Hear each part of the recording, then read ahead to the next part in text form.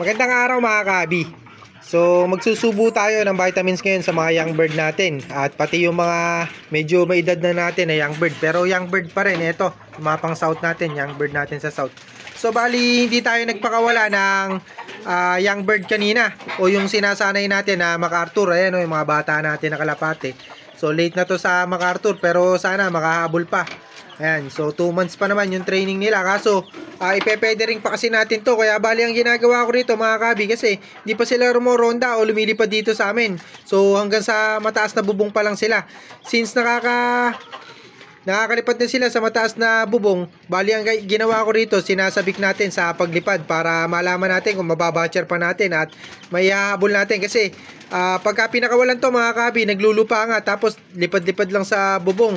So ang gusto ko kasing mangyari dito, bali lumipad na sila o rumonda na sila o mag-routing na sila. O yung tinatawag nga nila na routing nga, yung kumbaga nagsasanay na silang lumipad at kinakabisado yung lugar. So ito kasing mga kalapate natin, nakabisado lang nila yung bubong natin.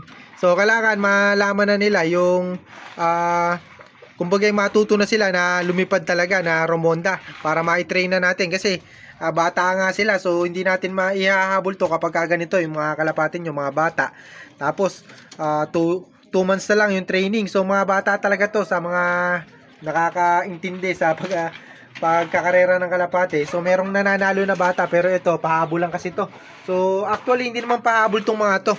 So saktuhan lang to siguro kung sakali na nasuksok natin. Kasi yung mga yung unang batch sana ng natin lumilipad na MacArthur, kaso nga hindi umabot. Parang 2 days o 1 day na late yung ring na pagdating. So sayang, dapat ganito na yung edad. Ganyan na yung edad. So ito dapat yung unang batch niyan unang batch ng MacArthur natin. Kaso yan nga, so mga bata masyado, pang norte na dapat to. Yung mga young bird natin na to pang norte na. So bali yun nga, susubuan lang natin sila ng vitamins. So sinasabi ko kasi mga kabi, tapos binobombahan ko sila ng vitamins. So isang araw nagbigay tayo ng B-complex. Ngayon naman magbibigay tayo ng panibagong vitamins. Para kinabukasan mga kabi, titingnan natin kung lilipad na sila. Kasi ganito mga kabi ginagawa ko dyan. Sinasabi ko sa paglipad para dire-diretso nga pagka pinakawalan nyo mga kabi, sila na yung kusa na lilipad o roronda.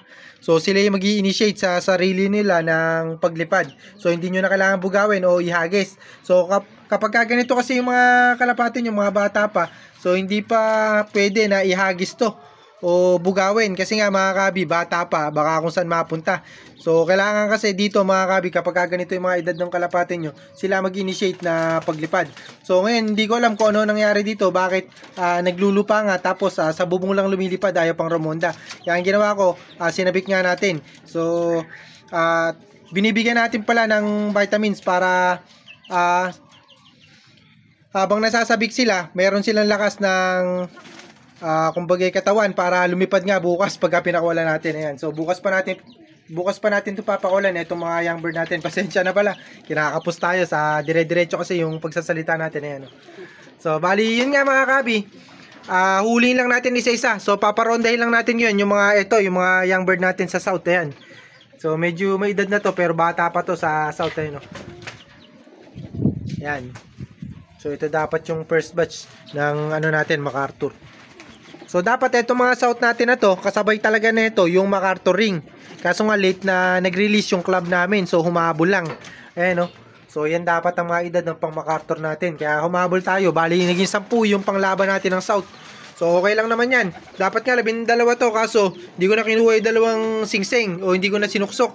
So bali 10 lang inaabot kasi sa isang set mga kabi, 6 na singsing yung ring namin dito. So yun nga, tumahaba yung video natin.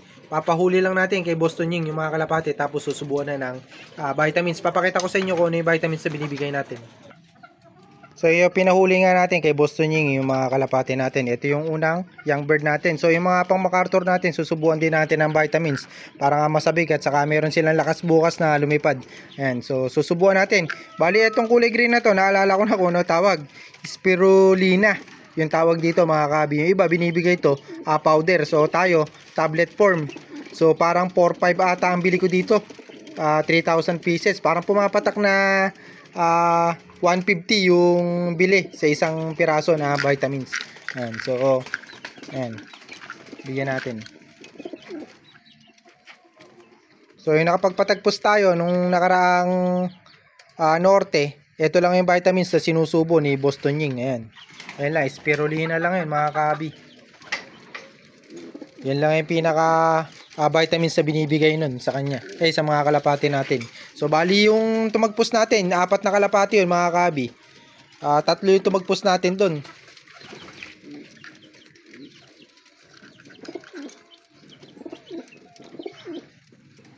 Nag-clock pa yung iba natin na kalapati.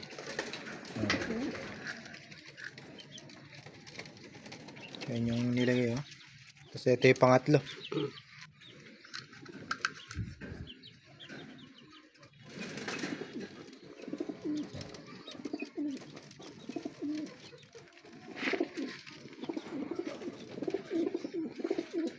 May sakit tong isa, no?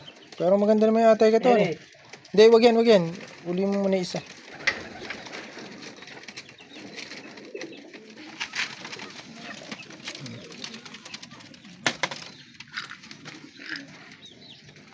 Yung bird natin. Ayan, 4 na MacArthur to. Tapos yung dalawa natin na choco, nabuli mga kabi. Nabuli kanina. Nabugbog sila. Ayan, tapos ito yung 6 natin na pang south. So bali yung 4 na yun mga kabi pang south yun. Pero ito yung 6 natin na medyo may edad na. So ito yung medyo inaasahan natin. Kasi yung 4 na yun, kung sakali lang na talagang aabot sila ng MacArthur, ilo-load natin ng MacArthur. Pero sana lahat na to tumagpos ng south para mailaro natin yung 4 sa MacArthur mga kabi.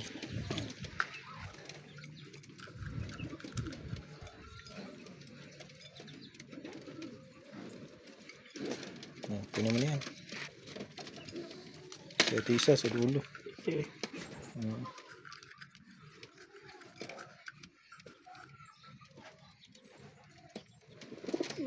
So itong mga pang south natin na to, parorondahin natin to kaya hindi natin binabalik sa loop.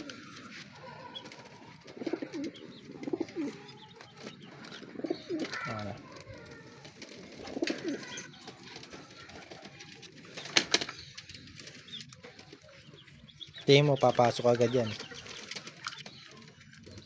Hindi. Roronda pa na malakas yan. Yan, nahulog na. Ito muna. Kaya pa ba nun? Isa. Nasa ilalim lang nung Yan na ba yung pinakauli? Yung may sakit? Parang may sakit. Ipuin ko nga.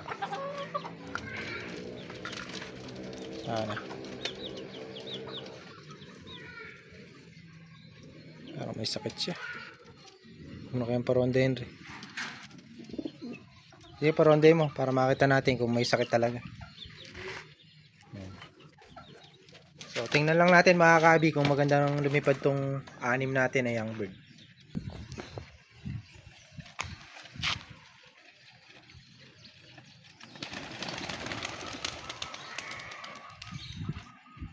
So, yan yung black checkered natin. Titingnan ko kung bababa agad.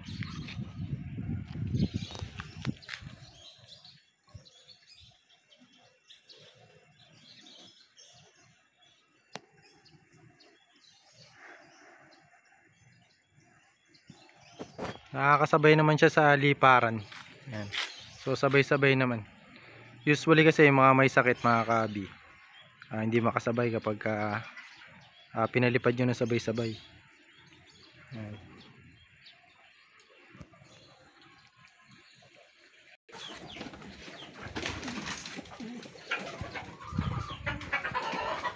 So hanggang dito na lang mga kabi yung video natin at pinakita ko nga lang sa inyo yung vitamins na sinubo natin. So nakakalimutan ko kasi nung mga nakaraan kung ano yung sinusubo natin na yun. So nito ko lang ulit naalala na spirulina nga pala yung binibigay natin na vitamins. So sa susunod ko na sasabihin sa inyo kung ano yung tatak nun mga kabi o yung brand, para makita nyo rin. So medyo mahal kasi yung pang tao yung binibigay ko mga kabi, hindi pang hayop. So pwede sa tao yun.